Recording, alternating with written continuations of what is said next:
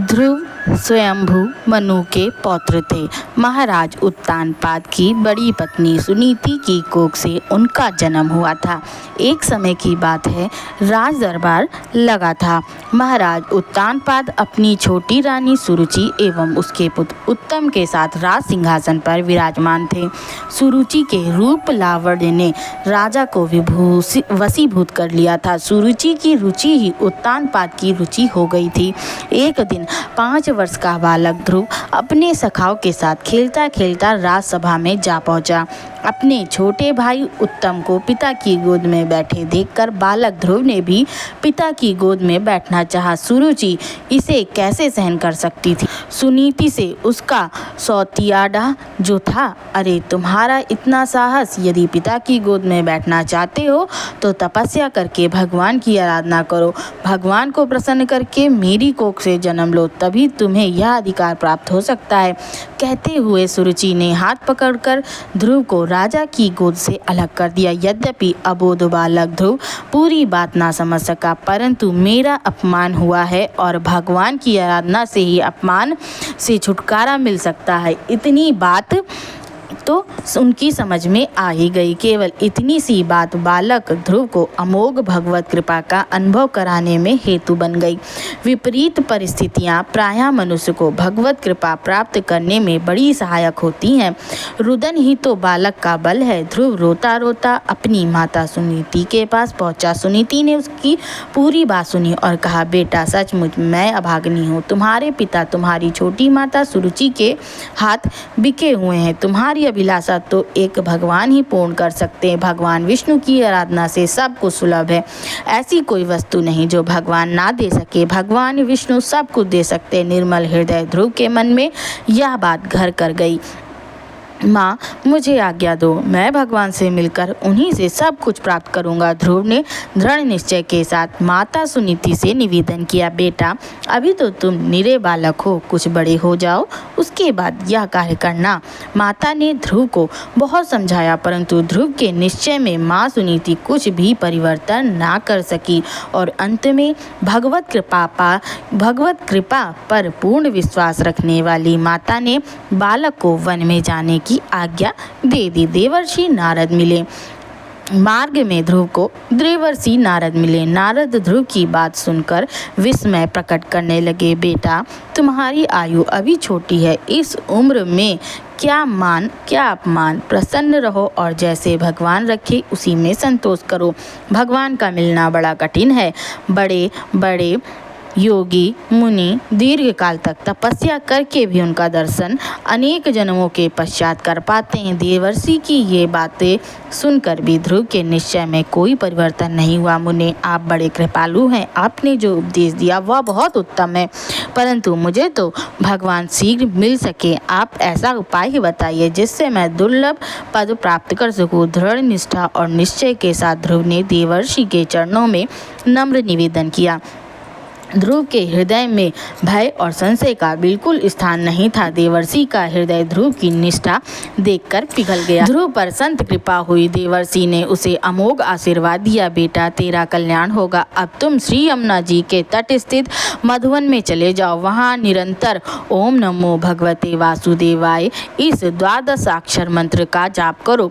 त्रिकाल यमुना में स्नान करके सुस्थिर आसन पर बैठ जाना, प्राणायाम करना, चित्त को स्थिर और एकाग्र करके भगवान विष्णु का ध्यान करना। ध्रुव यमुना जी के किनारे मधुवन में जा पहुँचे और भगवान की आराधना में लग गए। नारद जी की कृपा से उन्हें विधि का ज्ञान तो हो ही गया था। दिन पर दिन वे अपने व्रत को कठोर करने लगे। निर्भय निर्द्वंद उपासना चलने लगी। भगवान की कृपा पर उनका दृढ़ विश्वास था। मन, वाणी और शरीर तीनों से कृपा निधि भगवान के साथ एकाकार हो रहे थे। साधना में भय और प्रलोभन रूप बाधाओं का तांता लग जाता है। ध्रुव के सामने भी बड़ी भयंकर परिस्थितियां उत्पन्न हुई। उन्हें डराने के लिए बड़ी भयानवी राक्षसियां माया ने माता सुनीता का रूप धारण कर ध्रुव के सम्मुख प्रकट हो ममता का जाल डालना चाहा। ध्रुव को एकमात्र भगवत कृपा पर आश्रय था। उन्होंने उसकी बातें सुनकर भी अनसुनी कर दी। वे प्रभु के ध्यान में मग्न रहे। इतने में वहाँ मारो पकड़ो खा डालो चिल्लाते हुए भयंकर राक्षस प्रकट हो गए। माता सुनीति का रूप धारण करके आई माया को आर्तनाद सुनकर भी ध्रुव अपनी तपस्या में अटल ही रहे। किसी भी तरह के विघ्न उनकी साधना में बाधा न डाल सके। उनकी कठोर तपस्या के 6 महीने पूरे होने जा रहे थे। सुरपति घबरा उठे, कहीं ध्रुव हमारा पद ना छीन ले। देवता लोग पहुँचे भगवान के पास। भगवान ने देवताओं को आश्वासन दिया, ध्रुव मेरा भक्त है, वह किसी का कोई अनिष्ट नहीं करेगा, मैं उसे दर्शन देकर तृप्त करूँगा। देवता लोग निर्भय होकर चले गए, परंतु कृपा निधान भगवान विष्णु अब अपने भक्त का कष्ट सहन नहीं कर पा रहे थे। वे तत्काल गरुड़ रूढ़ होकर ध्रुव के पास पहुंच गए, परंतु फिर भी ध्रुव अपने ध्यान में मग्न रहे। भक्त को साध्य तो प्रिय होता ही है, किंतु साध्य से साधन भी कम प्रिय नहीं लगता। अंत में भगवान को उनके ध्यान से अपने स्वरूप को हटाना पड़ा। तब कहीं ध्रुव ने विकल होकर नेत्र खोले। साक्षात भगवान को अपने सामने उपस्थित देखकर ध्रुव तुरंत उनके चरणों में लौट गए। प्रेम से वाणी गदगद हो गई, शरीर रोमांचित हो गया और नेत्रों से प्रेमाश्रु बहने लगे। उनकी वाणी प्रेम से अवरुद्ध थी। वे केवल हाथ जोड़े प्रभु के सामने खड़े थे। स्तुति करना चाहते हुए भी स्तुति करने में असमर्थ थे। करुणालय भगवान श्री हरि ने अपना वेदमय शंख ध्रुव के कपोल से स्पर्श करा दिया। शंख का स्पर्श होते ही ध्रुव को दिव्य वाणी प्राप्त हो गई। संपूर्ण वेद ज्ञान सुलभ हो गया। ध्रुव दिव्य वाणी से भगवान की स्तुति करने लगा। भगवान आप परम आनंद मूर्ति हैं। जो लोग ऐसा समझकर निष्काम भाव से आपका निरंतर भजन करते हैं, उनके लिए राज्य आदि भोगों की अपेक्षा आपके चरण कमलों की प्राप्ति ही भजन का सच्चा फल है। स्वामिन,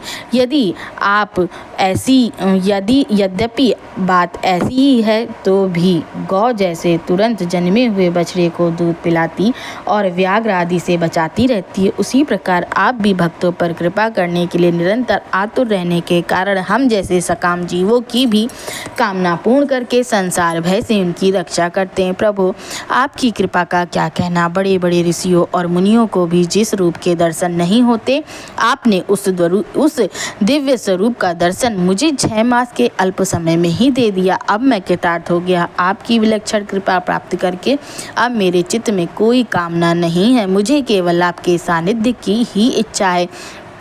बेटा ध्रुव, तुम्हारे मन में अब कोई कामना नहीं, परंतु मेरी आज्ञा का तुम्हें पालन करना ही होगा। मैं तुम्हें जो पद देता हूँ वह ग्रहण करना होगा। मेरी आज्ञा से तुम्हें राज्यभार संभालना होगा। ग्रह नक्षत्रों से ऊपर तुम्हें ध्रुव पद प्राप्त होगा। जीवन भर तुम पर मेरी अनोखी कृपा बरसती रहेगी। कल्प के अंत में तुम मेरे पास ही आओगे, जहाँ से तुम्हें फिर लौटना नहीं होगा। कृपालु श्री हरि ने ध्रुव को कृपा में आदेश दिया। भगवान श्री हरि के विरह का संताप लेकर राज्य की कामना न होते हुए भी प्रभु के आदेश अनुसार ध्रुव वन से लौट आए। पिता सहित सभी राजपुरुषों एवं सौतेली माँ ने उनका अभिनंदन कर आशीर्वाद दिया। सुनीति ने तो आरती उतारते हुए प्रेमाश्रु से अपने प्रिय पुत्र का अभिषेक किया। युवा अवस्था में ध्रुव ने अपने माता पिता की आज्ञा से गृहस्थ आश्रम में प्रवेश किया। ध्रुव के भाई उत्तम को आखेट का दुर्व्यसन था। एक बार वह आखेट करते करते स्वयं भी एक यक्ष का आखेट बन गया। ध्रुव भाई उत्तम के निधन की जानकारी के लिए वन में गए। वहां उनका यक्षों से घमासान युद्ध हुआ। अंत में पितामह मनु ने युद्ध में आकर भयंकर संहार बंद करवाया। यक्षपति कुबेर भक्त ध्रुव के व्यवहार से बहुत प्रसन्न हुए। कुबेर ने ध्रुव को वरदान देना चाहा, परंतु ध्रुव ने उनसे विनम्रता पूर्व भगवत भक्ति की ही याचना की। ध्रुव ने अनेक यज्ञ आदि किए। उन्होंने भगवान शंकर की भी आराधना कर उन्हें प्रसन्न किया तथा भगवत भक्ति का ही अमोघ आशीर्वाद प्राप्त किया। ध्रुव ने 36 सहस्र वर्ष तक धर्म पूर्वक पृथ्वी का पालन किया। भगवत प्रेम का उनके जीवन में उत्तरोत्तर विकास हुआ। अंत समय में भगवान के पार्षद सुनंद एवं नंद उन्हें लेने आए और वे काल के सिर पर पैर रखकर विमान पर आरूढ़ हो सदेह भगवत धाम को चले गए। जय श्री कृष्ण।